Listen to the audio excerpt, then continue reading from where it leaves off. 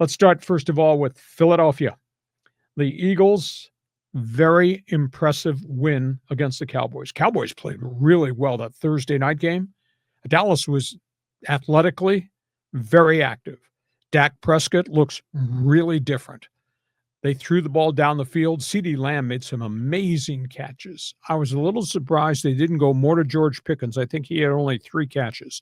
I know there's a lot written at the end that CeeDee Lamb dropped 2 on the final possession as they were trying to get in position to win the game. But the 2 catches he made were on deep throws. One, he had run a long route up, in, across, and the ball was right there, but he was going 100 miles an hour trying to maintain his balance. It tipped off his fingers. The other one, there was a collision just as the ball got there. I thought Lamb played well. They ran the ball much better than I thought they did. And again, Dallas has added running back, so maybe they're going to be better offensively. And even though there was no Micah Parsons, I thought their defense played really fast and really hard. So Dallas hung in there, but Philadelphia is Philadelphia, and Jalen Hurts. I mean, there's no doubt the Cowboys loaded the line to try to box in Saquon Barkley, but Hurts kept busting plays on him. He had so many runs. It was tremendously impressive. So Philadelphia is still the champion. Dallas played a lot better than I thought. Second one was the Rams. Rams-Houston. I knew this would be ugly because you had 2 defenses going after each other's quarterbacks. But at the end of the day, Rams won the slugfest. Matthew Stafford throws for 245 under enormous pressure and a touchdown. Puka Nacua, they couldn't cover him. 10 catches, 230. Rams defense, 3 sacks, pick, fumble recovery. And then Braden Fisk, of course, came up with a massive recovery at the 22-yard line right at the end of the game. Rams are for real. Houston, close, but they're not right now at the Rams level. Then we got what happened on Sunday Night Football. The Baltimore Ravens. Never in my wildest dreams would I have ever thought I'd see a John Harbaugh team collapse the way they did, giving up 16 points in the final 4 minutes of the game. And Josh Allen had his way. Captain comeback. Allen throws for 394 against Harbaugh's defense. That was a coming out party for the kid receiver Keon Coleman. He had 8 for 112. The ex-Charger Josh Palmer caught 5. Yeah. Physical mismatch. Yeah. Lamar Jackson. He was brilliant early. Didn't get it done late, though. 280 yards passing. Derrick Henry, just stiff-arming everybody. Now, he ran for 169. The bulk of that was in the first half. Zay Flowers caught 7 for 134. Bills had 497 yards in offense against the Ravens defense. And Baltimore had 433. They had almost like 950 yards combined. What a great game that was. But that's got to be just crushing to the Baltimore Ravens to have this game in their pocket in Buffalo, which is a tough place to play, and let it get away from them. Next game was Green Bay. I am not going to say, I told you so, but I told you so. Micah Parsons, you see him chasing down people? Yeah. He was playing like he was fired out of a rocket. Green Bay just put all kinds of heat and all kinds of pressure as they really pasted the Lions, 27-13. They put on a clinic on defense. How about these numbers? And I know you don't like stats, but 4 sacks, 9 tackles for losses, 9 hits on quarterbacks by Green Bay's defense. Wow. Jordan Love threw for 188 and a couple of scores. Jared Goff threw for yardage, took hits, no touchdown passes at all. Talking about statement games. And we talked about the Micah Parsons trade was going to change the chemistry of things in the NFC North black and blue division. That was a statement game win over the Detroit Lions. Raider Nation in New England.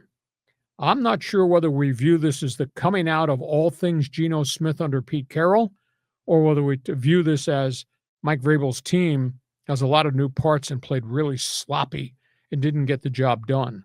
But at the end of the day, Geno Smith throws for 362, a touchdown, and an interception. And he did all that while he was getting sacked 4 times.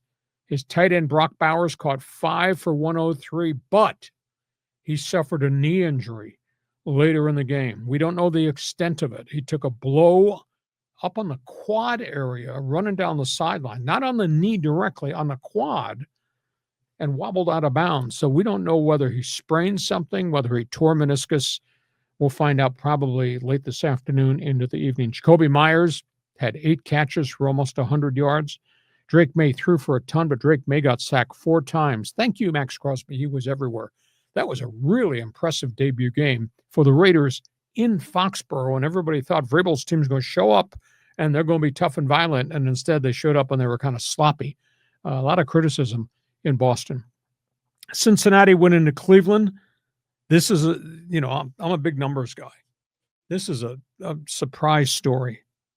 Joe Burrow threw for 113 yards and they won. That's all? That's all. Myles Garrett and those guys were chasing him and sacking him and getting turnovers. Joe Burrow threw for 113.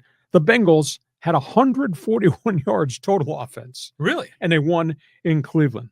Wow. Joe Flacco threw for 290, but he also threw 2 interceptions, took a bunch of sacks along the way. And the Browns missed a field goal, missed a PAT at the end of the game. That's why they wound up losing that one 17-60. But if you're going to ask me, would this ever happen? Joe Burrow threw for 113 in the game. I said, nah, not up in Cleveland, but he did.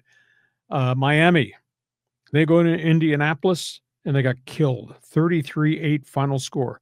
Daniel Jones, the starting quarterback in place of Anthony Richardson, steady as she goes. Down the field, 272 and a touchdown. Indy ran for 156. They stampeded on the Miami defense. Tyler Warren, the rookie from Penn State, 7 catches for 76 yards.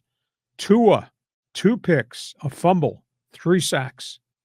And at halftime, I'm surprised the owner did not come out of the booth and fire Mike McDaniels. At halftime, Miami had 43 yards in offense. What? And on the sidelines, Tyreek Hill was throwing tantrums. This thing is going to implode sooner than later in Miami. Pittsburgh, how about old dog? Aaron Rodgers, now he doesn't look like he's got a lot of mobility in the pocket, and they didn't run the ball very well, but he threw 4 touchdown passes. His receivers were getting open. His tight ends were getting open. Pittsburgh posted the victory over the New York Jets in a very emotional game, and Chris Boswell hit a 60-yard field goal at the end that got them the win. But I'll tell you, there's still gas left in the tank for Rodgers. He threw for 244, and they were blitzing the hell out of him, but he stayed in there long enough to make plays. He threw 4 touchdown passes. That was impressive. The surprise to me was San Francisco winning in Seattle. Now, Brock Purdy put on a show, 277, couple of touchdowns. His young wide receiver, Ricky Pearsall, had 4 catches for 108. Niners defense, man, they chased Sam Darnold all over the place. 2 fumbles, bunch of sacks. Sam Darnold threw for only 150 yards and no touchdowns in his debut in Seattle. So that's now 3 straight games Sam Darnold has played really poorly after last year's great season in Minnesota. What happened at the end, what happened in the playoffs, what happened in the first game in Seattle. They're talking about that. And in Denver, they beat Tennessee. Broncos defense, number 1 ranked defense, 6 sacks, 6 tackles for losses. Bo Nix didn't have a great game. They exposed him. Tennessee's defense caused him problems. Bo Nix threw a couple of picks, had a fumble also. But at the same time, Cam Ward just struggled. Threw for 112, no scores at all. He couldn't even manage the game. He was under such heat. So that's the first weekend in the NFL. Winners win. Unbelievable comeback last night by Buffalo. Old dog does what he does. Trouble coming in Miami. Go ahead, John. The floor is yours. Pick a team, pick a game you watched, followed. Give me a comment. Yeah, there's so many good games over the weekend. I mean, it was just a great lineup. So just a few comments. That Ravens-Bills game was fantastic. It was so entertaining. And again, I've made the comment before about Justin Herbert reminding me of Michelangelo's David, this perfect athletic specimen. Josh Allen is that too. And when you see Josh Allen hitting shot bombs downfield, that ball is like a perfect trajectory. It just looks like art, when that ball is flowing through the air. But Derrick Henry was in beast mode. That dude was breaking tackles, running, 50 plus yards. I mean, it was Yeah, it was amazing.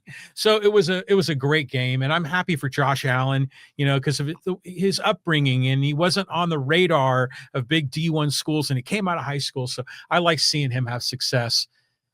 Pete Carroll is a difference maker in Las Vegas, don't you think? Well, Geno Smith's a difference maker too. Now, Ashton Genty did nothing. There's no holes. This offensive line is still a problem.